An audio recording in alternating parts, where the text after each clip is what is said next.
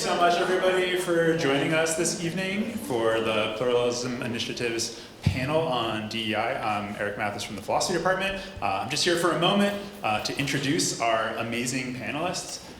They're in fact so amazing that if I actually told you all the amazing things that they've done, we wouldn't have time for the panel. So I'm going to be brief and encourage you to look them up afterwards and learn more about them. But we're joined this evening by Jeannie Gersen, who's the John H. Watson Jr. Professor of Law at Harvard University. She's the author of 3 books and many articles in both scholarly and popular venues, and is a contributing writer for the New Yorker, and has written on a broad range of topics, including affirmative action and academic freedom. We also have Anthony Abraham Jack, who's the faculty director of the Newbury Center and associate professor of higher education at Boston University. His most recent book is Class Dismissed: When Colleges Ignore Inequality and Students Pay the Price, for Princeton University Press.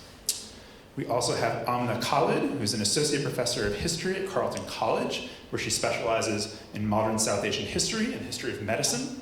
She also has a strong interest in issues related to censorship and free expression, and is a founding member of the Academic Freedom Alliance. Finally, Brian Soucek is professor of law and chancellor's fellow at the University of California, Davis. He's also a philosopher. He's written widely on art and the law and academic freedom and other topics. And his book, The Opinionated University: Academic Freedom, Diversity, and the Myth of Neutrality in American Higher Education, is forthcoming from University of Chicago Press.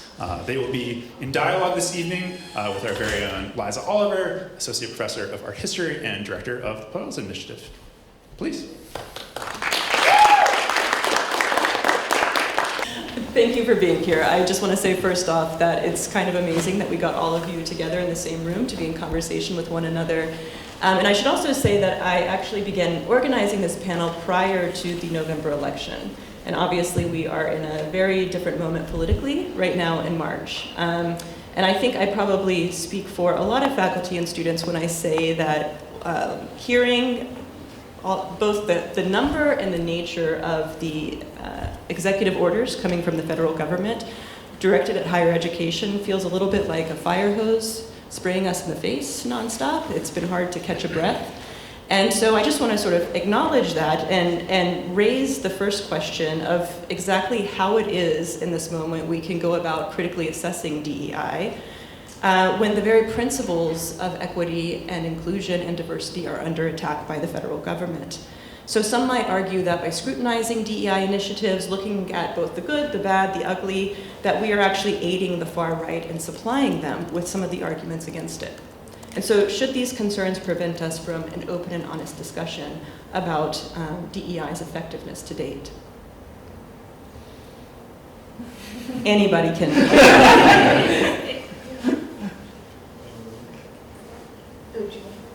I do want to say one thing about it. Circle. Yeah. No, sorry, dash. As someone whose work kind of centers on criticizing universities to get them to do something better, one thing that anyone who is engaged in that project, we are very specific with what we are criticizing, and that is completely absent right now. Right now, we are able, now DEI is used, as I called earlier, it's like watching a Scooby-Doo cartoon. Right? What's behind the mask? Like, it's just this big boogeyman that you keep getting to evoke to say, look, this is doing something bad, this is doing something hurtful. You can't say what is being done, who is being hurtful to in any kind of concrete way. Right? So how can you respond to, or how can, it's like you're criticizing something in an amorphous sort of way. You're not putting any kind of specifics to it. You create a website that someone can just like literally just submit anything as a complaint and say, oh, you're doing DEI. But you're not actually saying what you want to not allow, to make illegal, to penalize universities for supporting, for penalizing students to be participating in, right? Because the way how it reads right now is like you're penalizing diversity itself, right? Oh no, it's who's on campus. Why are you having a program that celebrates this, right? There's nothing concrete about what is being criticized, and it's hard to defend anything. So for those of us who are, I will hold the university accountable for as long as I have this position, as long as I have breath, right? But at least I'm being specific, right? I'm talking about your dining hall policy. I'm talking about your leave policy. I'm talking about specific things that either hurt or support students in very clear ways that you can actually say, see what it is, say what it does, and show the harm. Right now, there's nothing that, there is no that. So we're in a very different moment now than we were for a couple of reasons. One is the SSFA versus Harvard case in 2023. And then now there's a Supreme Court case that says can't use race in admissions decisions. Can't use it as a determinant factor or even one factor among many factors. Just any consideration of race in the admissions decision, if you're like in the process of choosing or not choosing someone to attend a school, their race cannot be part of that decision. So that's the bare bones of what that case said. But then of course you have all these follow-on questions. Like, what does that mean? That's a case about college admissions or law school admissions or any other kind of admission to higher education, but does it have implications for things like what you can teach in schools, what you can teach in a classroom, what you can say in a training program, in a DEI training program or an orientation, or how you can discipline students, or how you can organize students for their housing or for other kinds of administrative services. And those are questions that, of course, were not answered squarely by that SSFA versus Harvard case. But the thing about legal decisions is they always have some follow-on, and then those questions have to be resolved after a whole bunch of people debating about what that case means. And that's what's happening right now, which is that we have a new administration, and the new sheriff in town says, I've read the SSFA versus Harvard decision, and my interpretation is, and then they put out very clear, I mean, they're not clear in the sense that you know exactly how to comply, but it's very clear what their position is on what SSFA means, which is that it's not just about college admissions, but its implication is that basically, if any educational institution is treating a person of one race differently than another person because of the person's race, then the educational institution violates the law. So obviously, like in the SSFA situation, if you're using race in admissions, the idea is you're treating people of different races differently because you're considering their race. And so what the federal government, the executive branch right now is saying in the documents they've put out since January 20th, starting from January 20th until all the way up to February 28th, we've had multiple written work product from them that basically cannot be ignored by Wellesley or Harvard or any other university. It just cannot be ignored because we are not independent of the federal government when it comes to our existence. Like, we cannot operate without the federal money that comes to our universities. I don't know if there are any universities that do not rely on federal funding, but if you do rely even a little, and of course Harvard relies hugely on federal funding for its basic operations, what that means is you cannot ignore what the federal government says and goes, and then whatever, we have a different idea of what's right and what we should do on campus. You can't do that because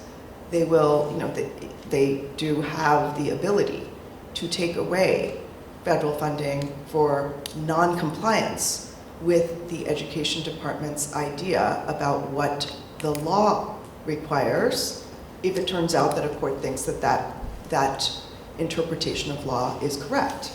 And it's not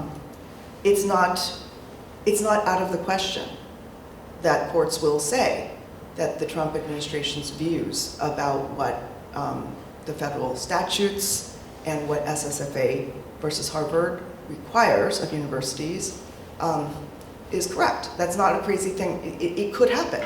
So therefore, I think universities have to, they can't just be like, oh, screw you, we don't agree. They have to actually look at that and then be, trying to comply and have a credible case of actually complying. And that's the situation we're in. And the administration has made very clear, this is not just about admissions, it's about things like housing, if there's policies that allow you to room with people of your own ethnicity or race or national origin. Like, let's say there's a house specifically for Latino students or something. You can't do that. Or graduation ceremonies. I know that at Harvard there are many different graduation ceremonies for all kinds of different groups. The administration has specifically said graduation ceremonies that are separate based on race or ethnicity or national origin would violate the federal statute that bans discrimination on the basis of all those things. So it's really a redefinition of discrimination.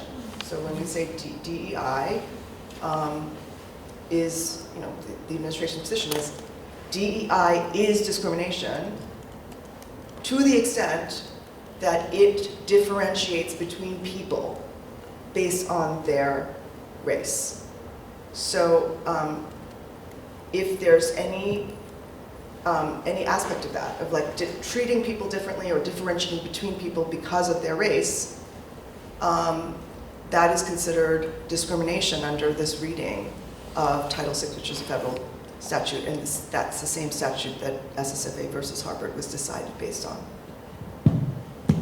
I really like your question because it really goes to the heart of what we in higher education do. We subject, or at least we should be subjecting, everything we do, every policy we make, every position we take to critical analysis. And sometimes what we do turns out to be a mistake. So let me be very clear over here. I have no question, there's no question in my mind that what the current administration is doing is wrong. I do not believe that there is room for such diktat in higher education from the state. Having said that, I do think that while diversity, equity, and inclusion as values are indeed very dear to me, the ways in which they have been operationalized on college campuses has been problematic. And that's why I work with my colleague Jeff Snyder. We have a different term for it. We call it DEI Inc., to differentiate the values from the ways in which they're actually played out in college campuses. And DEI Inc., as far as I'm concerned, is a logic, a lingo, a set of practices that are based on an idea. It's a very kind of neoliberal idea of the customer is always right. It's predicated on a discourse of harm where safe spaces need to be cultivated for people. And finally, the practices result in things like trigger warnings and bias response teams and mandatory diversity statements, which Brian, I'm sure, will talk about, and anti-racism trainings.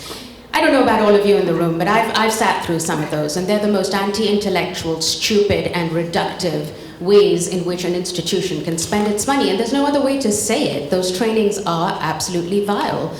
Now, I speak to my students in my classes, and they say the same. They're experiencing these trainings as ineffective, performative, box checking, and I feel that we have squandered a fabulous moment post-George Floyd where we could have redoubled our energies to genuinely promote diversity, equity, and inclusion by taking this corporate approach of hiring consultants, bringing them in, and having them do the work. It's a complete waste of resources. Those resources could have been put elsewhere to make more meaningful change, which I'm happy to talk about if that's where we want to go. But when it comes to the attack on DEI by the current administration, like I said, higher education needs to resist that attack. I think there needs to be serious consideration of how we can best do it.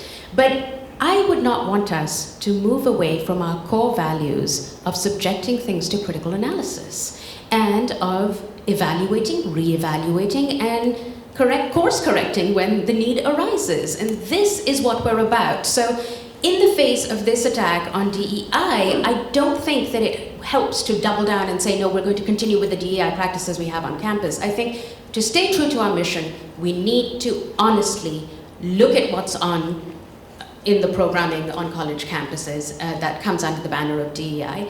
And some of those initiatives, I will grant, are very useful. But those don't tend to be the dominant ones or the ones that most energy and resources are spent on. So I'll stop over there. And Brian, I don't know if you want to come in now or if you want to move on to your next question, Liza. Just 2 quick points. One, I completely agree with Amna that DEI, like everything else we do in the university, has to be subject to critical analysis and discussion and make allowances for vigorous dissent. That dissent and those discussions ideally should be happening in spaces like this and through shared governance where administrators, faculty, board members, students are together having these discussions about what the policies should be that best reflect the mission of their particular institution when it comes to mandatory diversity statements or any other DEI type initiative. That's where it should be. And unfortunately, some of our organizations that have dedicated themselves purportedly to academic freedom and free speech have shown a willingness in recent years to not just win a debate over these issues, but to call on the government to impose an answer. So on the issue of mandatory diversity statements, for example, FIRE, one of our leading free speech organizations, has model legislation of how state or federal government could put a stop to those. And that leads us right to the position that we're at now, the position that Jeannie was describing, where we have the federal government coming in and wanting to do this by dictate from above, which is an absolute nightmare for academic freedom. That's point one. Point two is just to second Tony's point about his call for specificity. Because if we don't have that sort of specificity about what we're talking about, all the myriad things we're talking about when we talk about DEI, then when somebody comes for DEI, as the federal government is doing right now, the tendency will be for universities, which are faced with the loss of federal funding, to overcorrect, to lump it all together and do the work for the federal government. And that's what we can't be doing right now. There will be things that we will have to change because of pressure of funding, but we don't need to do the work for them. We can fight for each thing that, for each of those interpretations of the law and misinterpretations of the law that they're currently imposing on us. So it's a call against, call it anticipatory obedience if you want, but really a call against doing the Trump administration's work for it. So let's then get into some of the specificity of the critiques, shall we? I'll start with you, Tony. In your book, Class Dismissed, which came out last year, you used sociologists Carly Ford and Megan Holland's term cosmetic diversity to discuss the way in which colleges have focused on racial diversity without attending to the economic disparity and the specific challenges of low-income students. You argue that basically the majority, even if the majority of the student body identifies as students of color, and at Wellesley 65% students identify as that it's not actually diversity if they all come from affluent backgrounds that have paved a relatively smooth path for them to get into college. So can you talk a little bit more about this? Yeah, I love that their term cosmetic diversity, because right now we're like the mascara is just running. And that's why I love to include that, because when you see that view book, and I know some students in here are going to start shaking their head, there's more diversity in those college view books than there is actually on campus, right? Because as soon as you see, there's so many students who come to campus that as soon as you see a brown face, or let alone if you're racially ambiguous, or if you're a white person with a first gen, you're going to find a camera in your face at some point in your career, right? And so the thing is, when you think about a lot of that, what does it actually mean when you want to present an image to the outside world of who you are, to recruit more students so that students can see themselves at your campus? But then when they actually get there, we find basically what Bowen and Bach found in their groundbreaking book, The Shape of the River. The vast majority of students at selective schools especially are affluent, black, white alike, right? And so when you think about the fact that some of our schools, as Raj Chetty showed, 38 colleges in America have more students from the top 1% than the bottom 60. And so when you think about access in higher education, we have still been catering to the vast majority of those who come from more affluent backgrounds. What does that do for our policies and practices? It means that those students who we are now recruiting in this arms race that we are in with no loan financial aid policy, right? First Princeton did it in 1998 with, I think it was like 40,000, then Amherst did it, and then University of North Carolina, the two of the schools that were, attacked with students with fair admissions, and now everybody is having this ratchet effect. MIT just announced that if you make less than $200,000 a year, your family will come in under their no loan financial aid policy. Right, so now we have this, and I'm just trying to figure out, well, we're doing all this work to recruit students, but what happens once they get on campus, right? As I say in my work, access is not inclusion, right? The way in which we actually need the ability to have policies and practices to support students. Because when I think about DEI, I think about two things, belonging and retention, because those things go hand in hand.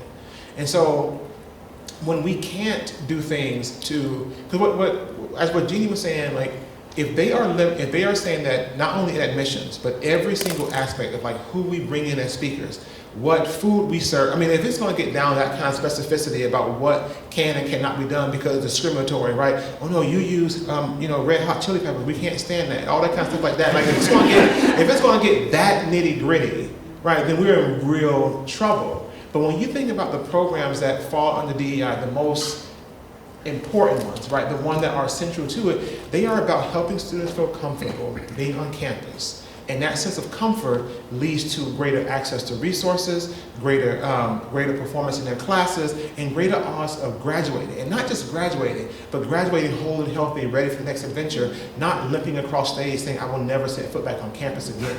Right? The ability for us to meet students where they are, as compared to where we want them to be, is part of this project, right? So we can talk about the diversity and put it in the view books and say 1 of every 5 students on our campus are first in their families to go to college. But then when I show that 1 out of 7 students on your campus are going hungry during spring break because you close your campuses, are you actually meeting the mandate? Are you practicing, are you promoting access but preaching segregation, right, in a very specific way, because an uneven and unequal experience? And so for me, it's scary for me this moment, because for a whole bunch of reasons, but also because how are universities supposed to promote belonging and having students see themselves on campus when any program that is seen from an outside person who hasn't set foot on campus is going to be too black, too native, too Indian, too something? Because when I look at the largest student-run events on many campuses, Gungru is one of the biggest events on Harvard's campus, right? It's the largest student-run event. And it's for South Asian students. Not only do roughly like 1,000 or so students show up and watch performances, but more than 100 students perform, and they're not all South Asian, right? You are hampering our ability to expose people to the world even as they stay at home. Right, you are hampering our ability for students to find new things that make them extend learning outside the classroom. And that is what scares me when we focus so much on, showing the pictures of who we are, which is already a false one. And for a real example, Google University of Wisconsin viewbook fake picture. They literally photoshopped a person's head, a black student's head, who had never been to a football game, and put it on the front page of the alumni magazine. His head is as big as everybody's entire body because the Photoshop was so bad. When you Google it, you're gonna be like, wow, Tony undersold it, it's really bad. But those are the kind of things that universities have been going for as compared to figuring out how their policies undermine student experiences and how the quote unquote umbrella of DEI programs that do work are those that promote belonging, that underscore our ability to get students to graduation and to being alumni who actually want to engage with the university, who want to give back by mentoring or helping sponsor students and having shadowing opportunities. Thank you for that. So you talked about the idea of we need initiatives that promote belonging, and you're really primarily concerned from a kind of financial perspective, right? Providing students with these kinds of resources so that they feel supported here, at least acknowledging the class difference that many of these students are coming from, that we can't just bring them here, we have to support them as well. Yeah, because to me, in my work, in some respects, right, the first-year students, and not to limit one to this, but are like the minus canary, right? They allow us to see just how toxic these environments are. Because let's not forget, the students who have actually benefited the most from my work on, for example, defining office hours, changing dining hall policies have actually been international students, right? When you think about those students who, from going home or for whom this environment of like going and knocking on the professor's door is the norm, where if you come from a country where deference to authority is like at the cornerstone of society, you would feel out of place here. So again, it's not that I use student stories to elevate larger questions about how inequality shapes the undergraduate experience. And yes, I use social class, but I also show how race deepens class inequalities on campus, right? And so how our mental health services need to be prepared to to help students who use the app Citizen, right, which usually tells you there's a water main break on 3rd Street or there's a light out on Main Street. Whereas other people use the Citizen app to show what parts of the cities to avoid, some of our students, especially those lower income students of color, use Citizen app to see how close danger is to their families, because they no longer want to wait for a text message to say something happened. They get real life updates. We need to make sure our mental health services are trained to deal with those kind of inequalities. Yes, class, but how race deepens it. If we are not able to have those kind of trainings that are not the perfunctory check a box here so you can see those harassments training that teaches you how to harass as compared to just spotting it. How do we actually train ourselves to, again, meet students where they are? And that means taking attention to the inequality in the communities that they come from, and quite frankly, how poverty and inequality shape their trajectories to college. That's what I want to bring attention to. Thank you. So I want to pivot to another critique. And Jeannie, I'm starting with you, but anybody is free to jump in here. Do you see a relationship between DEI efforts and the rising expectation of students for safety and protection from what they deem harmful ideas? Well, it's, I think the idea that a student would want safety or protection, or somehow that the university one of its duties is to take care of you. I didn't ever hear that from students, certainly during the time when I was a student and for the first years of my teaching. I think it started around 2010-11. Like that's when I started noticing it a lot, that there was a sense of like, in loco parentis almost. Certainly in the 1960s, there was a big movement to say, hey, universities, you're not in loco parentis, we're adults. Like, get out of my business, don't do things paternalistically because they'll be good for me. That's just not your role. Like, you're here to provide education, and I am here to take care of myself as an adult. Well, that time passed, and then, I guess around, a few years after I started teaching, I started noticing that there was much more of a sense of like, okay, I have my parents who, I started noticing my students talk to their parents a lot. I mean, I would call my parents maybe twice a semester, but like some of my students were talking to them every day and several times a day. And I just thought, okay, that's really different. And then, so this whole like, I think there's just a different relationship that they had to the parental role, and then it was maybe more natural to think of professors and administration and the whole university structure as there to kind of like encase them in a feeling of safety. And I think that development then kind of met up with the idea of belonging and inclusion. And so it, kind of merged into just a larger amorphous sense of the university's here to look out for basically all of these things so that I can feel like at home, essentially, like I would with, at home in my family. And so I think the DEI idea that you should belong and you should be included, not excluded, and that you should not feel like you're pretty much like unwelcome or an alien or something, that's of course true, that the university should do things that don't make people feel that way. But I think that it just, I don't know, it found a pretty nice fit with the kind of generational difference that was developing and really beginning to appear, which is like, I really want my university to be kind of a little bit like my parents. And so they kind of went together. But I think that the feeling of I want safety, does it sound offensive? No.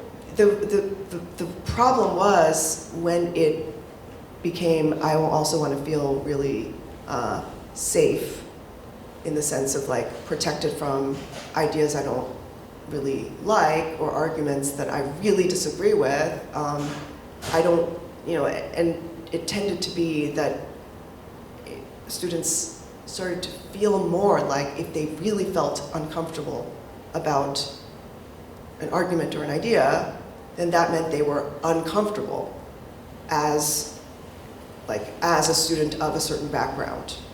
And I think that, again, there was a bit of a conflation of like, yeah, you're supposed to feel really uncomfortable in a classroom because that's why you're here. You're supposed to feel uncomfortable about the different ideas that you may not have confronted before. And if you're not feeling uncomfortable ever, then what in the world are we doing here? You might as well have just, stayed in your room by yourself, like only reading the things you wanted to read and hearing only the ideas you wanted to hear. But I think that sense of comfort, it was very difficult, I think, for the university to kind of distinguish between the kind of discomfort that is core to the educational mission and the kind of discomfort that students were increasingly feeling like, oh, this is because of discrimination, harassment, and all those things that we know are supposed to be illegal.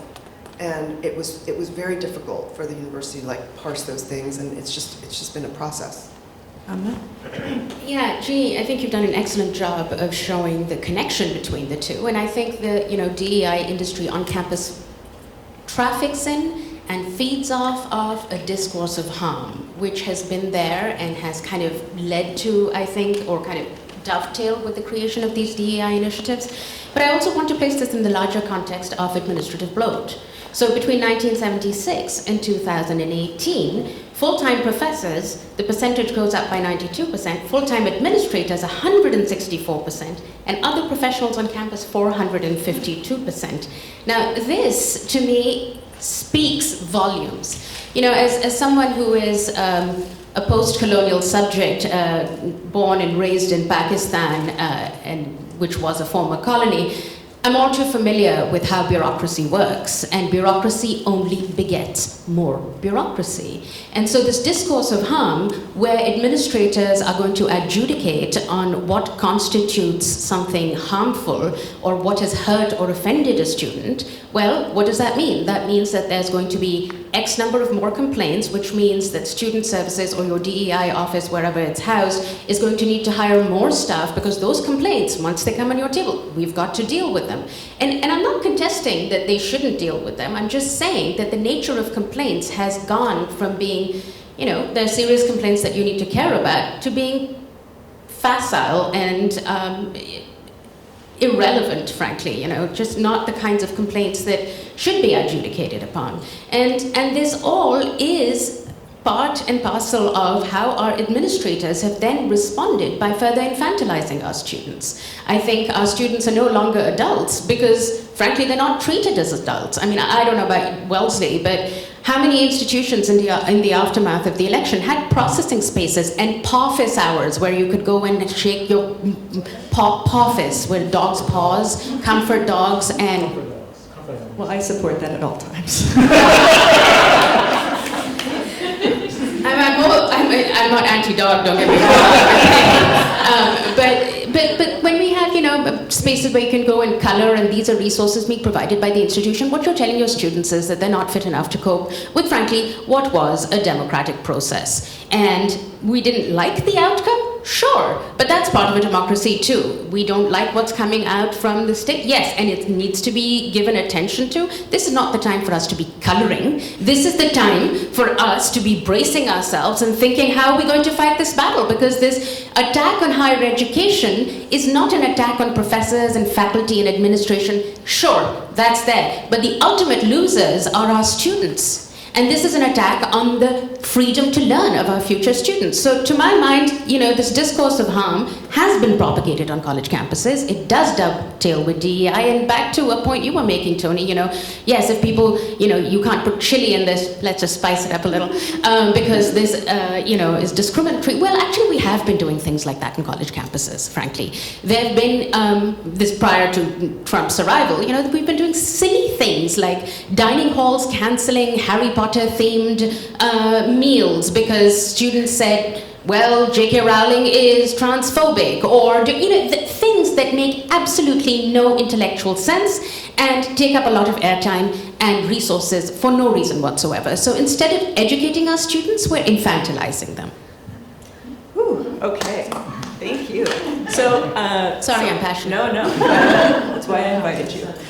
So I want to, speaking of this idea of claims to harm around ideas that students confront in class that they don't like, should viewpoint diversity be considered in DEI initiatives? You're nodding your head, yes. Oh, yes. I think that is, we've only made it easier to attack DEI with some reason. That we've only made it easier by kind of branding DEI as something that's not about viewpoint diversity, but rather like has a certain viewpoint, which is a certain set of views that are roughly acceptable. And if you don't hold those views, then you're not with the program of DEI. I think that a lot of kind of ham-handed efforts at belonging and inclusion have done that, not uniformly, but I think that is the reaction. When you ask people, just really, just people across the political spectrum, what's wrong with DEI, very few of them actually sincerely feel that what's wrong with it is that it's supposed to make people feel included, welcome, and that like they belong.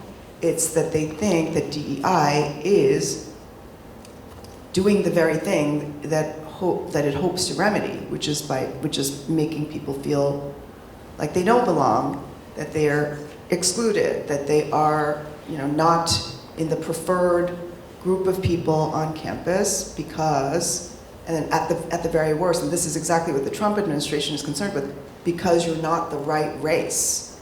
And so this is why it's given a lot of ammunition to the anti-diversity efforts, the extent to which DEI programs have had that aspect and feature to them.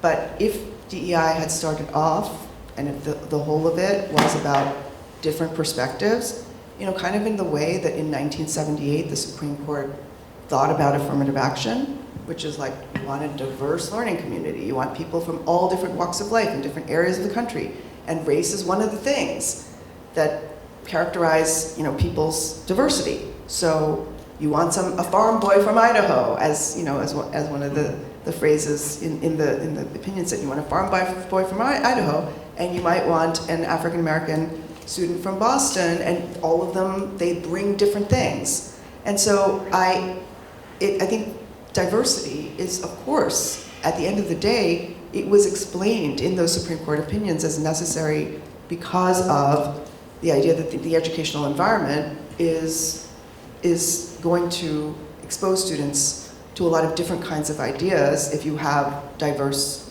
people. Not because you know exactly what they're going to think because they happen to be Black or Asian, but because just the idea of gathering in one place people from all different places means that you will have a better chance of not having a monolithic, univocal conversation, and that kind of exposure to different ideas is what's needed for a really good educational experience, and a depth and a richness. And that's the diversity idea that I think that somehow some DEI programs, I don't know how, maybe most, or I don't know, some DEI programs lost sight of that. Because at the end of the day, why did we care about diversity in the first place? Those of us who cared about it, it really was because of viewpoint diversity.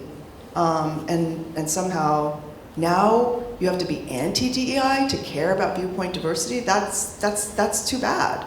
You should be someone who cares about diversity and think it's kind of a problem that Harvard Law School, I'm talking about my own school, like I think we have about a quarter students, that's my eyeballing, I don't know the exact, I think we have about a quarter students who are conservative, right, who are Republican or conservative. That's a problem. We don't have 25% of the country that's conservative, like it's probably more like 50 or more, right? And so it should be a goal to say, you need to have like true diversity in a national law school that trains people, like people who are going to become, Supreme Court justices and, all the whole like, leadership, the idea that diversity is a funnel into leadership positions. It's not okay, in my view, that diversity is defined in a way that does not include viewpoint diversity, including political diversity.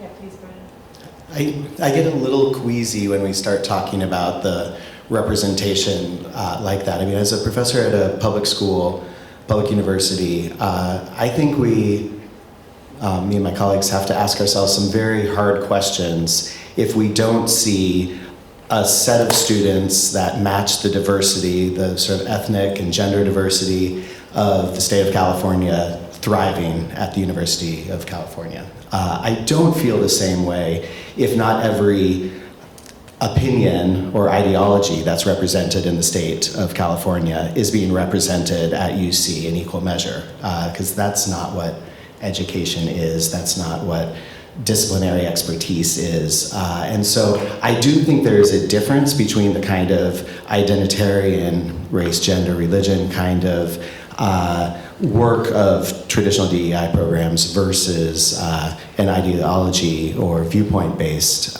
DEI program. I wouldn't want something like affirmative action for Republicans. That doesn't make a lot of sense and is going to be hugely problematic to implement in any way. But what I think we do need is to be just absolutely ensuring that the diversity of voices that are already there on our campuses are being heard, that people aren't feeling as if they can't participate in these discussions, that their job will be in danger. I mean, when I give workshops in academic freedom, I'm shocked how many times people don't know if their institution even has an academic freedom policy. In many cases, their university doesn't have such a policy.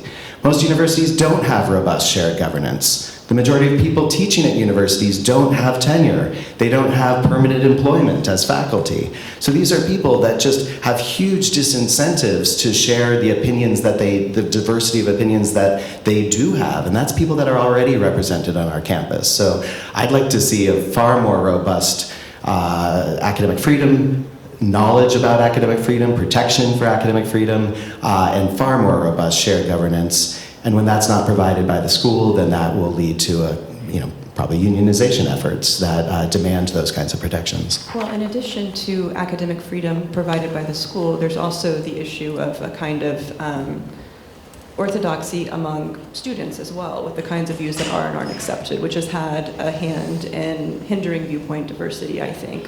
So, for example, I'll often hear students say that pluralism is just code for both sidesism, or making me speak to Republicans. What do you say to that? Sorry. Making me speak to Republicans. I've actually heard that. So, yeah. Well, you need to speak to Republicans. Yeah. That's my response to that. You cannot choose to not speak to Republicans because, I don't think it's code for that. Let me just start there. It really depends on who's saying it. It can be if it's said with that intention, but the fact of the matter is that there's not an option to not speak to Republicans, and I think this election should drive that point home to all of us. If you really want to do something about the situation, you put your money where your mouth is. You care, go out and speak to them, and this is about actually bridging gaps. So not talking to Republicans isn't an option, and it's not both sidesism. It's, it kind of is hackneyed, but I have to go back to John Stuart Mill, though he who knows only his side of the case knows little of that. Unless you subject your ideas and points of view to critical analysis frequently and regularly, you will not know why you believe what you believe.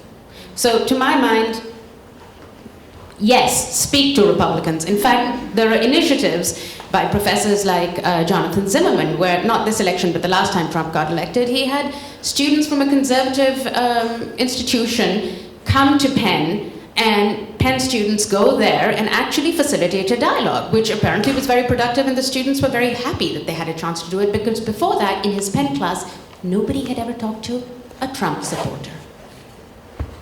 So Amna, I want to follow up with you. In your email signature when we were corresponding, you have a line that says, "Not a person of color, a colorful person." Can you talk about that? I am so sick and tired of the term person of color or people of color that it just, and being lumped in that by virtue of how I look, it says nothing really. It reinforces exactly what it's trying to fight by pitting people of color against white people. It's reductive, it's not intellectually robust, and it's catering to the kind of cosmetic diversity that Tony was talking about. So to me, I don't find it a very productive way of actually talking about real issues. In fact, I think it flattens real issues. So this was, I think I did this signature, I don't know, many years ago, but I was getting really irritated on my own campus by how, the politics was all about people of color against the oppressors. And I was like, F off, I am not, and I was being lumped in it. And I was like, no. I am myself, and I am an individual that is, I contain multitudes, just like any white person contains multitudes. So stop reducing me to a category. So speaking of that reductivity, or sort of reductivity, do you think that DEI initiatives, as they've been implemented to date, have played a hand in exacerbating racial divides? Absolutely. DEI Inc., I think, has. And let me just quote a few figures. University of Michigan spent $250 million on DEI initiatives. And the black student population, which was 4%, barely moved from 4% to 5%. Apparently, there was a big piece done on this in the New York Times Magazine, and I'm sure many of you have read that. Students reported that they found it performative, and they didn't really find it helpful. And to the contrary, campus climate became more divisive, and people became more prone to going into their own communities and not talking across race. Now, that is not what a college education should be about. So to my mind, I think these kinds of initiatives have been really detrimental. Mandatory trainings where you're told, and I was told this, that white people see, or colored people, that's not the right term, sorry, people of color see the world as through a community lens. And not an individualistic lens, and that people of being on time is a white supremacy value. I mean, you've all heard these things. I don't need to narrate them. I'd love to walk into my class 20 minutes late and say, well, you know what? I'm not subscribing to white supremacy values, so tough shit if you're not getting what you paid for. The absurdity of the kinds of things that we have given airtime to on college campuses has worsened the situation in my mind. Wait, but I want to push back on a couple of things. Because right now we can all cite numbers and they all seem big, but if we don't see the overall budget, $250 million could be a drop in the bucket. Again, I'm not saying that, but over how much time and things like that. Well, and to go back to Jeannie's point, right? In the same time that we saw this change in colleges, home, and for instance, we also saw universities change how they recruited students. There's a reason why there was a whole time period where every university created a ski lodge type dorm so that students can feel as if they were in paradise, right? They kind of renovate. There was like literally studies about how people were recruiting, how you were talking to students about this being your home. So there was there was also an intentionality in how we recruited students and brought them in. And so, quite frankly, sometimes they even say like the promises being made about the way in which you would have this experience. And with the rising cost of college, money talks and wishes walk, right? You get to say certain things, right? You get to say certain, everybody felt this kind of empowering of what gets to happen on campus. My question is, again, even in this conversation, we're talking about these DEI initiatives as a larger, like this umbrella term, when I would want to know more clearly what kind of initiatives are we actually talking about. And I know we don't have time to go through a laundry list of an Excel spreadsheet and like lumping this is DEI and this is not, but I'm not going to sit here and say that every training that would be considered under DEI is a bad training. I'm not going to sit here and also say that there also needs to be time that we actually get to understand the history, because what's being attacked also is not, just like graduations, right? It's like any kind of conversation that teaches you about America's history, big H, right? And so those are some things that we're talking about, right? The fact that there are some speakers who are actually, it's very funny to read the Dear Colleague letter that was sent out at damn near 4:59 on a Friday before a 3-day weekend and say, hey, On Valentine's Day of all things, well, there's no love in this house anyway, right? And so you're telling me you're going to send this letter out in that way, and it's going to be at once acknowledge the history of exclusion that was championed back then, and say these policies that are promoting belonging, like these graduations, which have been co-opted in so many ways, because now everybody named mama gets to graduation, and universities are not saying no, which are not actually university sponsored, because most universities actually don't put money towards the graduation until they were getting some kind of credit in the news or alumni, right? And so the thing is, when a student-led initiative is saying, hey, I want to celebrate this because we want to get a kente cloth, or I want to get a lavender stole, or I want to get something, because, and I was the faculty sponsor for two groups at Harvard that I have no connection to, Concilio Latino and the Hawaiian Club, right? And each one of them had a graduation, in the same way how students from the South would have a Chick-fil-A party once a semester because they don't get enough Chick-fil-A being in the Northeast. And so my thing is, we move too quickly, I think, to just say that it's like, to label it as something that so many of the programs is not. And so my question is when are we actually going to pay attention to the fact that a lot of universities are going to have to go through what West Point went through, where now it is not just,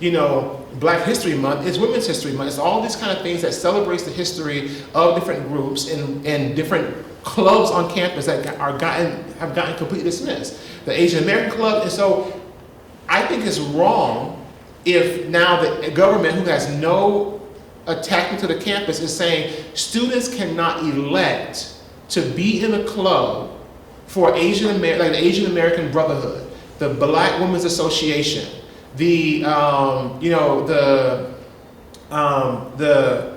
I'm trying to think of all the clubs I was helping with, like the mixed students at Harvard, right? There's a specific group that you should be able to find that, because you can't find that necessarily in your high school or in your thing. Like, it's about exploring different things. And if part of that exploring is not actually being able to learn your history, your relationship with the country, then are we saying that it always has to be this external thing? May I?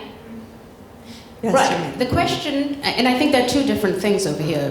One is the attack by the state, which I am on board with you. They have no business doing this. In fact, there was an excellent article just a couple of days ago, or was it yesterday, in the Chronicle by my colleague Jeff Snyder, who talked about how this attack on affinity groups on colleges is anti-American. It actually runs counter to conservative values too, because the freedom of association cannot be stamped down like this, right? So I am on board with that piece. But the question that I am addressing is, have DEI programs on college campuses exacerbated the divides? And I would answer, at least in elite institutions where I have had a good chance to look at DEI programs, schools, liberal arts colleges like Wellesley, I would say that the kind of DEI program that is in place, which I then call DEI Inc. to differentiate it, I agree with you, we can't talk about it all in a whole, but I don't think we can get away from the fact that a lot of it has been nonsense and it has made things worse.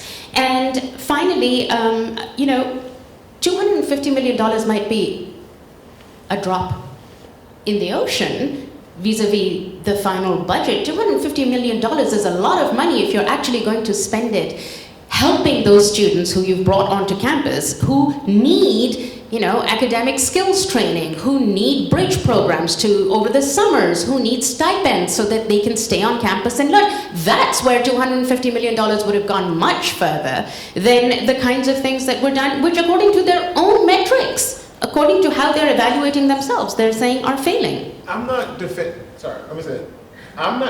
the University of Michigan for the amount that they have. But if we are not also going to take into account, and again, this is not me defending what people are doing in that sense, but if we're not going to take into account how long it takes to that lag period between spending money on one particular initiative and actually understanding it. Because University of Michigan does have a very specific history, but they also have a very specific legal history with affirmative action in the same way California does. And so when you think about other institutions, the only thing I want to surface is this. Is there a lot of fat that needs to be trimmed off of university policies? Yes. Is there a lot of quick catering that is going on across all students? Yes. I mean, think about the debates that go on campus about who you want to bring for the spring concert, who you want to bring, what speakers can and cannot you bring. Like, it used to be simpler, right? Are you inviting a Klansman to campus? Which was like, when you think about David Duke and other people, those were real conversations that people were actually having, 20 years ago. And you're absolutely right. This to me is a little bit different. Like, should you cancel, a Harry Potter fest because of the author? Like, those are different things, but I think that is not necessarily just the fault of DEI. That's the fault of the kind of catering to the consumer, not teaching the student. And that is a very real thing. And I don't want us to think about and be able to associate every negative thing about students being, it's funny how people say teacups, but the kind of the touchy-feely, experiential nature. I'm like, all of that is not because someone wants to use a word like anti-racist, or someone wants to use or study, segregation in their final project. That's also because of the consumer nature that we have with students now, where they are supposed to be happy for 4 years when they're paying $100,000, right? Because that's the kind of bargain that we have struck with the increasing cost of higher education and the promises that we give to parents. I mean, just think about what is being shared to students now, especially those students whose names can go on buildings, who hire private tutors and private people who do their application for them. I mean, think about the lessons that we learned from Operation Varsity Blues, right? Think about the lessons that we learned from that in the relationship that universities now have to its consumer base, not high school seniors, but consumer base. That's what I was saying. That we from an education industry, we've become a hospitality industry. That's why I was locating it in the larger administrative load. So I think you and I are in agreement on that. I think you are in agreement in that both of you are saying the picture is just more complicated. And then one other thing I just want to say, I was listening to you, Tony, and I was listening to you, Amna, and even though you're both, not very well disposed toward the Trump administration's pronouncements on Title VI and on SSFA and the Dear Colleague letter, at times it kind of sounded, that at times you could have been pretty much reading from the Trump administrations, and as for you, Tony, the focus on class and financial need and needing to include on a more substantively individualized, and also just recognizing the disadvantages that come from not being in the 1%, let's just say. All of that, ironically, is probably going to get a lot more attention after SSFA versus Harvard, because that class is a category that, according to the courts, it's okay to take into account when you admit people. It is okay to take into account when you design programs or design all kinds of university administrative measures. That's completely fine. I mean, and this is also an irony about gender, that you're not allowed to consider race, because that's discrimination, but universities routinely, of course, consider are you a boy or are you a girl? Because if you were gender blind, then we would have majority women in college campuses that are co-ed, and so you don't want that, you want them to be 50-50, so definitely there is affirmative action for boys. That is not even denied at all, and there's no need to deny it because the law doesn't prohibit that, because it's it gets a different level of scrutiny than a racially conscious measure.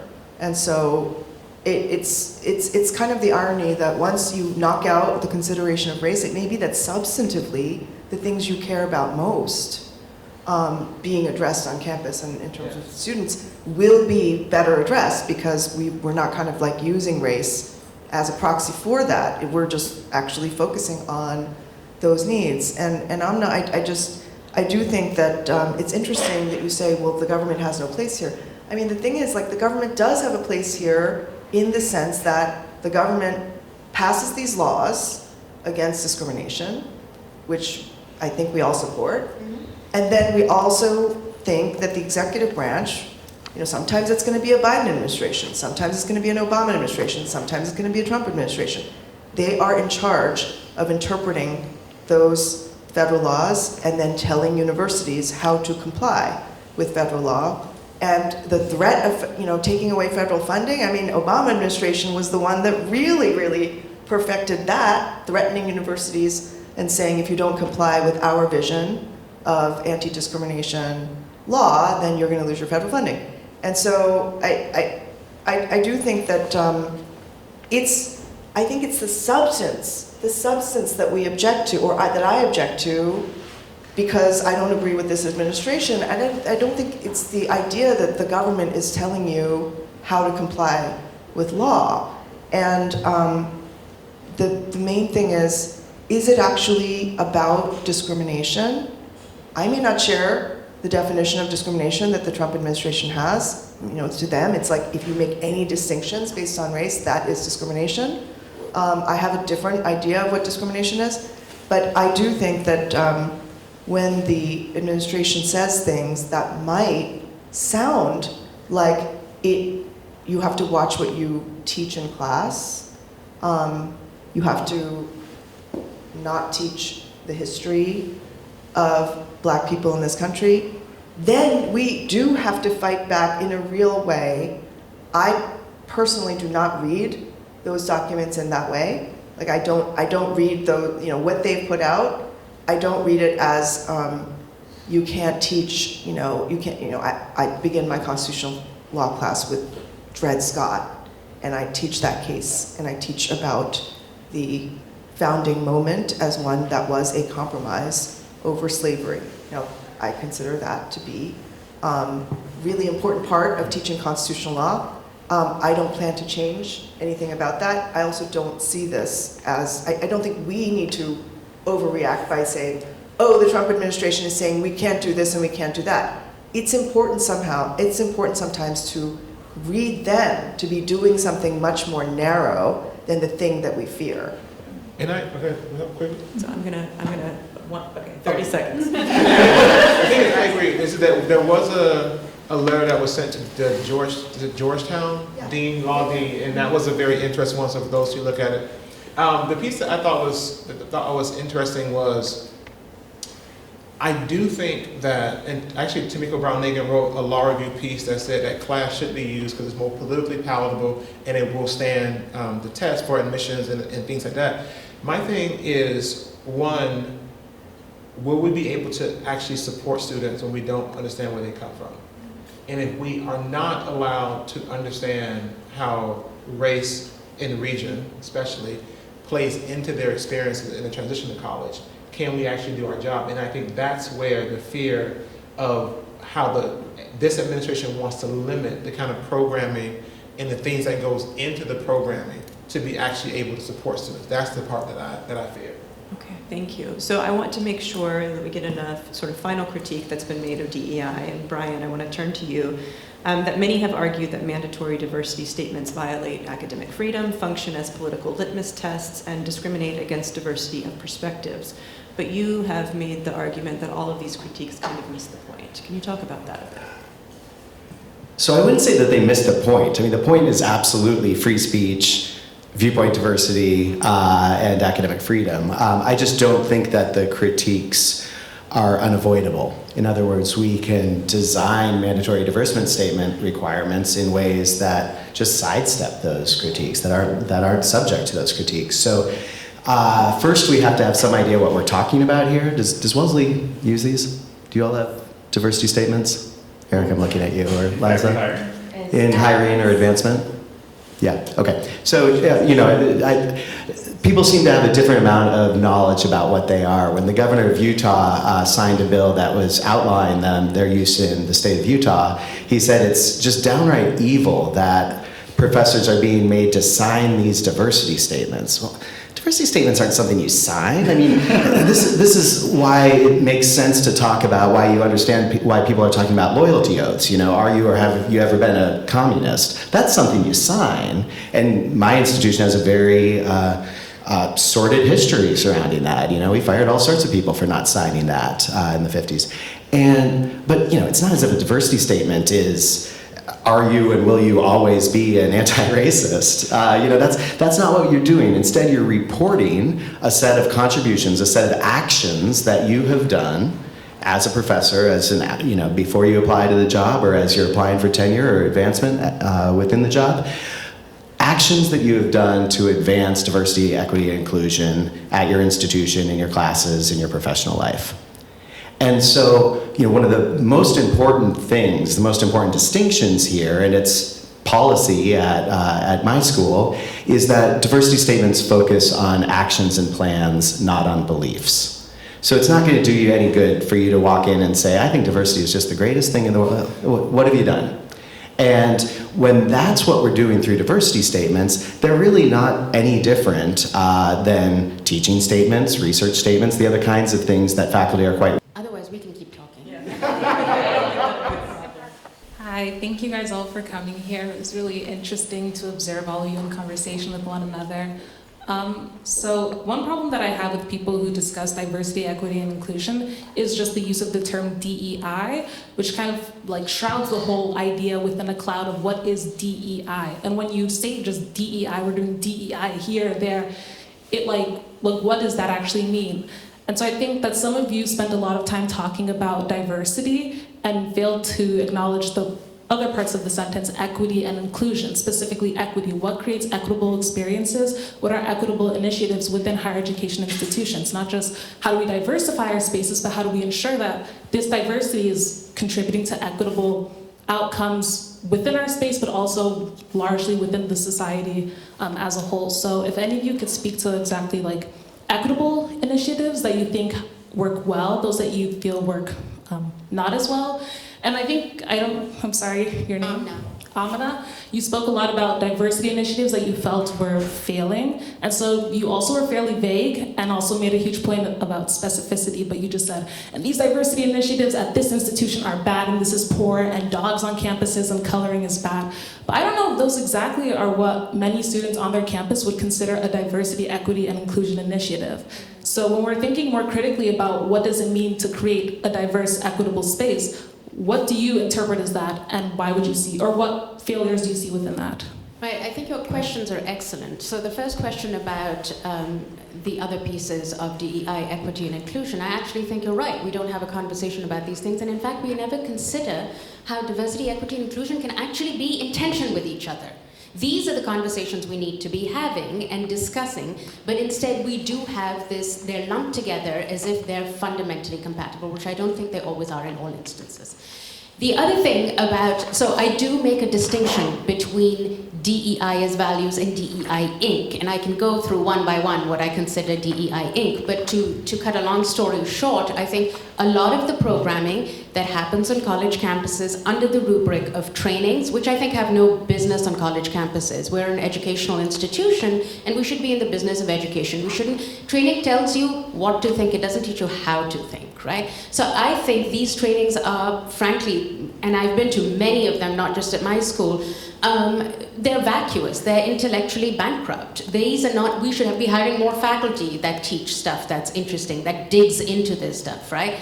So that's my point about, so DEI Inc., I think trainings are a big piece of it. I think the kinds of initiatives where we have biased response teams, where we have reporting mechanisms for when you're offended, these are all part of what I would consider DEI Inc. Now, in terms of equity, I've actually noticed something really interesting about how equity is being used on campuses.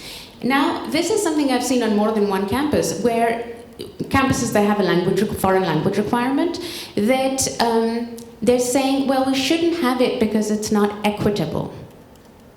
So in fact, we are undermining our educational mission by using equity as the rationale for it, which I think is a completely misplaced way of thinking about equity. It's actually undermining what your educational requirements are.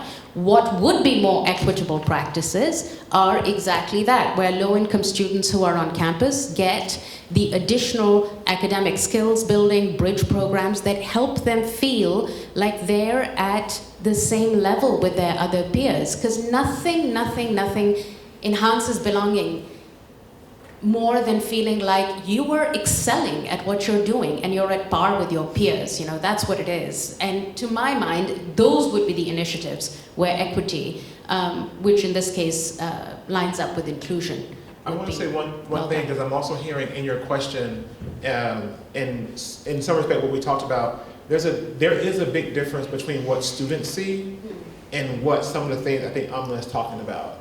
So most students in their undergraduate career will never know the number of trainings that faculty or staff have to go through with respect to, like, whether it's harassment, whether it's bias training, and things like that. And so if you look at the work of Frank Dobbin, who studies the work of how many corporations actually do these things, because it's a really amazing article, if I can geek out for a second, called The Strength of the Weak State, right? They showed you that you can't discriminate, but they didn't tell you any kind of way specifically not to do so. And so all these diversity training people came in, and it's $1 billion industry.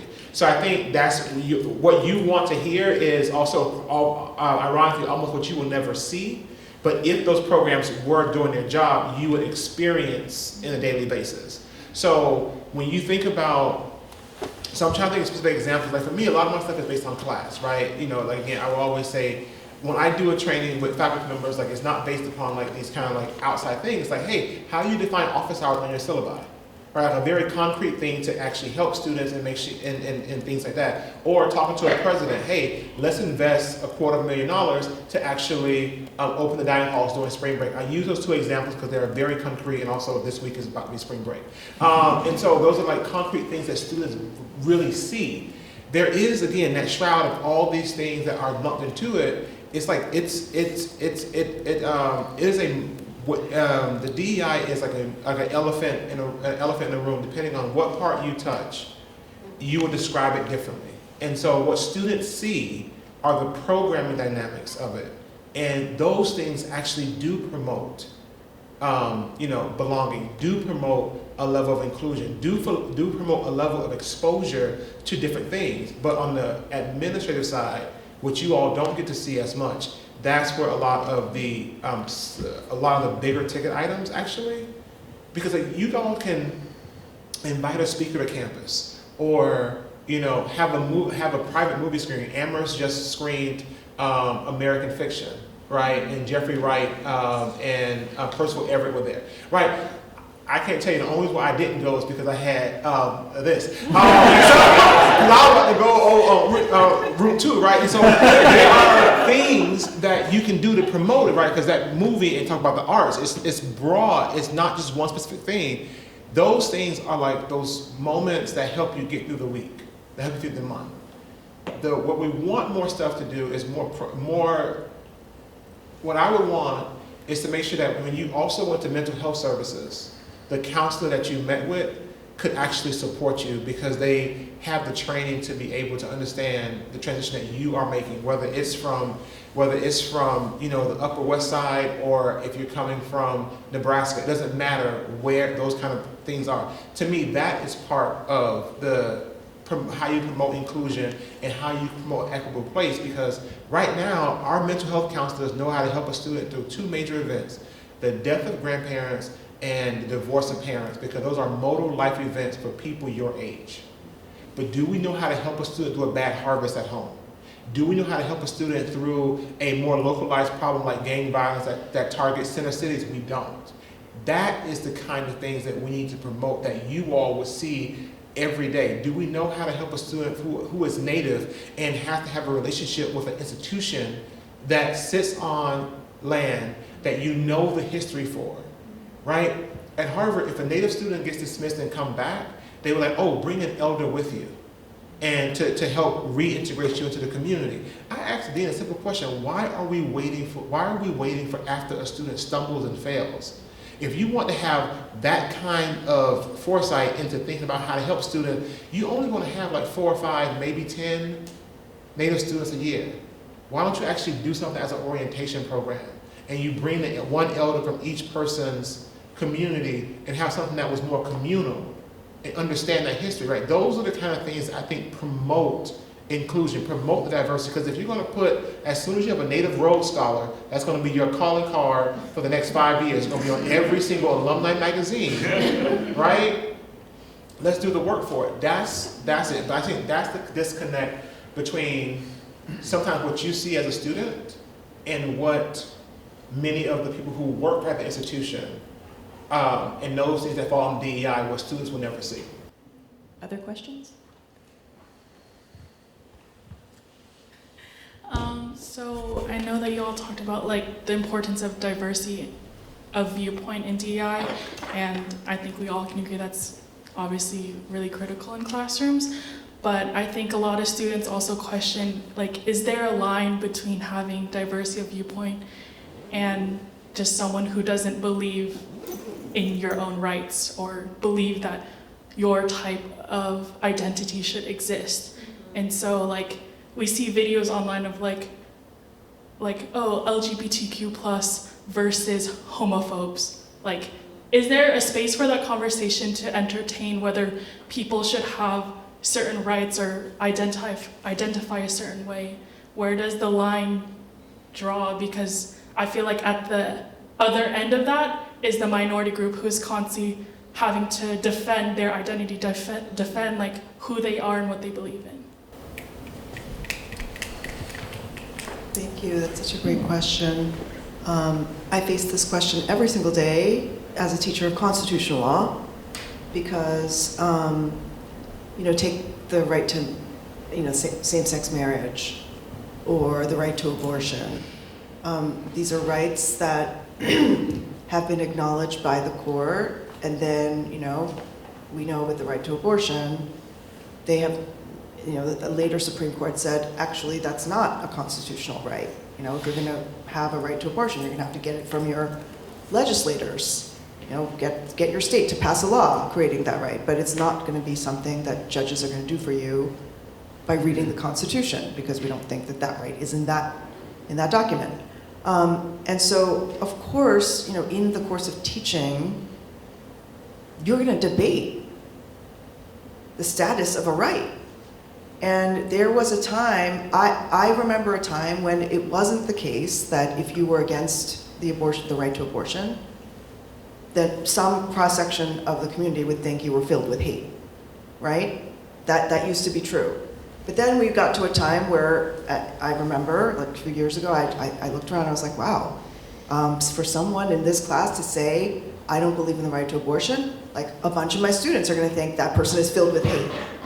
And so I think it's really, it's one of these things where we know that in the realm of law, at least, and if not elsewhere as well, these rights are debated and they are debatable. And then if you make the move to, because you don't believe in same-sex marriage, or because you don't believe in the right to abortion, or because you don't believe that affirmative action is consistent with the 14th Amendment, right? That must mean that you are denying my existence, or saying I don't have a right to exist, or that you really, you're homophobic, or you hate me as a member of a group. Like, that's the move that I would say we all need to interrogate. I mean, are we saying that, like, if it's a 5-4 decision of the Supreme Court of the United States, that, like, basically the 4 or the 5, depending on which side you're on, is basically denying the right of a certain type of person, whether it's racial or based on their sexual orientation or their gender identity, they're denying you? Yes, they are denying the right to an abortion. They may be denying the right to get married. if you are gay, and they may be denying, whatever number of rights, because they don't see that as consistent with like whatever they're interpreting. And so I would just say it's, in my classroom, it has been really important that if this is a debate actually going on in our world, including in like a legitimately constituted Supreme Court of the United States, and these are days when I don't want to undermine the legitimacy of the Supreme Court, just as we're talking about, will the president consider the Supreme Court legitimate and disobey their orders? Like, I don't feel like doing that at the moment, right? So I think as long as we are operating in a system that we think is a democracy and has legitimate, government institutions like Congress and the Supreme Court and a democratically elected president, as long as we're not, questioning all those things, which one could, but if you're basically accepting that structure, then that means that these things are under live debate in our society. And it may hurt me as a woman to think like, oh gosh, there isn't a nationwide right to abortion. But I do think that it's very important. It's a really basic, important thing that we teach our students, that if there isn't a right to abortion, or if some people believe that there shouldn't be, that does not mean that your existence is somehow being diminished. I run up against that same problem, also teaching constitutional law, and I try to draw a distinction between debates over rights, debates over policies, and things that could be said that would undermine someone's equal standing as a participant in that discussion or debate. So, some ideas, of course, affect some of my students far more tangibly than other students. If we're having a debate about DACA, the Dreamer program, I have students who are undocumented and are dreamers, and of course it affects them in a different way. I think we clearly need to be having those kinds of debates in the classes I teach. If, however, there is an immigration restrictionist who, used the language of vermin and infestation and things like that sometimes gets involved in these debates, that's dehumanizing, and so that's not, in my classroom, legitimate. But that's going to be unsatisfying in any number of border cases, So it's one thing to say we're going to debate, the role of trans athletes in the Olympics. It's another thing to be debating the current executive order on gender identity, or as it puts it, gender ideology, which just writes trans people out of existence and for the federal government. So that becomes much harder. Same-sex marriage. I've got one, and I'm in a same-sex marriage. I teach Scalia and the dissents and all the marriage cases. I think it's crucial, just like Jeannie does, to be teaching those and really get their logic. But at the time those were going on, there are any number of, especially natural law theorists and Catholic law professors, et cetera, where I'm also Catholic. And the official position of the Catholic Church talks about homosexuality as a objective disorder, that your sexuality, that my sexuality is objectively disordered. And so where is that on the line? That I put it on I'm going to debate it because I'm not disordered in the sense that I don't have standing in that debate. You're not saying, that I don't have capacity to argue. Any kind of claim that would undermine that is where I draw the line, for what it's worth. All right, final question. Quick question about the Supreme Court decision, SSFA. I think at the time there was also a case with the military, but the outcome was quite different. I was wondering if you could comment on why race can be used in that context, but not in the educational context. Right, so I was not at all surprised by the outcome in that you're talking about the Naval Academy case. Yeah. So the Naval Academy, a government institution, educational institution that uses race in admissions in a similar way to the way that Harvard used it prior to SSFA. And because SFFA had a footnote saying, we have a state school in front of us and we have a private school in front of us, but we're not actually purporting to also address how affirmative action, essentially how our banning of affirmative action in admissions applies to military academies, because those have different concerns, and we'll see. And so, of course, the next thing, the same group filed a lawsuit against the Naval Academy and West Point to actually get the courts to opine. And it's not at all surprising that what happened was that the government went right in, they really leaned into, okay, SSFA is the law of the land, but in the military context, like, people will die if we don't get to use race in admissions. Because these are people who are then gonna go be leaders in the military, and then they very, in a painstaking way, just really explained to the court with tons of, paperwork and many witnesses, just the connection between, having diversity, racial diversity in the military academies, and how it translates to who ends up being, officers, and then how that translates into how the battlefield dynamics may work, and then how it means like people will live or die, right? And possibly the national security of the country was at stake. And so those are different stakes for a court. If it's like, it's a better education if we have a diverse classroom and then people are more enriched and they have a deeper understanding of things. That's very different from people will die, right? And so that meant that because courts also are very deferential to the president and the executive branch, the military, of course, is part of the executive branch, when it comes to national security considerations, and this is another reason that, like, you'll remember the first Trump administration, there was like a so-called Muslim ban, and everyone thought clearly unconstitutional. Then it gets all the way to the Supreme Court, and they're like, national security. It's national security, and we have to be very deferential to the executive branch in matters of national security. Well, that's what happened here, that if the government is saying for national security reasons, we need to use race-based affirmative action, it's not like we don't look into it. They were saying we're going to look into it, but we're not going to scrutinize it as heavily as you would when Harvard says that. In other words, you can't colonize without color. That's the way I saw that footnote. You can't colonize without color. You can't go into other countries with a whole bunch of just straight white people that is going to reflect the academy if they didn't do it. I think it was like really much more about that.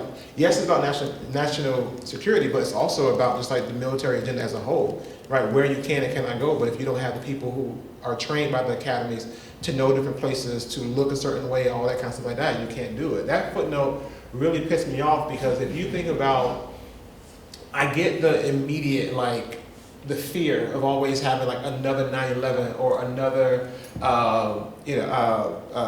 Hawaii, Pearl Harbor, another X, Y, Z, always that fear. You can always just drop those words and say stuff like that. But when you think about the long-term health of the country, right? The only way you have the right people to tackle today's problems and tomorrow's troubles is if you have a diverse and educated citizenry.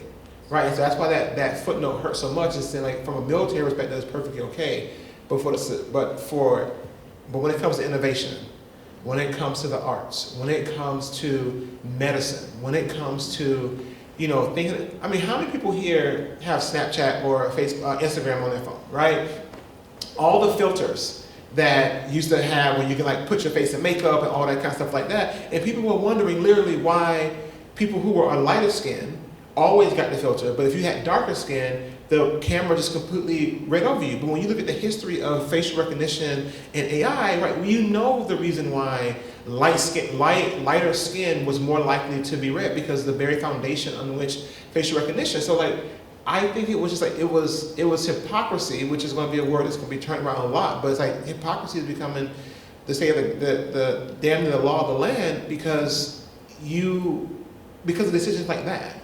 Right, when you're parsing out, same way with, because you mentioned like how first gen may be looked at more. I think it's also hypocritical that with the tax on endowments, how they love carving out exceptions when it fits them politically. And I say them because we're talking about two administrations, right? When they did the endowment tax, they did it all. And then all of a sudden they realized, oh my God, Berea College will be lumped into this because they have a multi-billion-dollar endowment too. And so they made these special concessions. So you're not actually with the principle, like you're using it in a different sort of way. And to me, that's why when I say, when claims of like, oh, this is a principled endeavor, we're going because of this ethical or moral imperative that we have, and yet you're calling out these kind of exceptions, and the reason why you are calling out those exceptions is like what Jeannie said, like it's important for them, but not important enough for you. And like, those kind of moments really get me, is because like it's like, you know, who's the toy, right? Who's being played in these situations? And it's so unpredictable in some respects, which makes any kind of planning or response to it, I don't know, almost impossible. And so that's why when I read that, I was just like, yeah, because you need people to do that kind of work, and you're valuing that over the longevity of the sciences, right? Over art, over humanities, the things that give the lifeblood of a nation. And it just, it hurt to read that footnote. All right, thank you very much everyone for being here, and please join me in thanking our guests.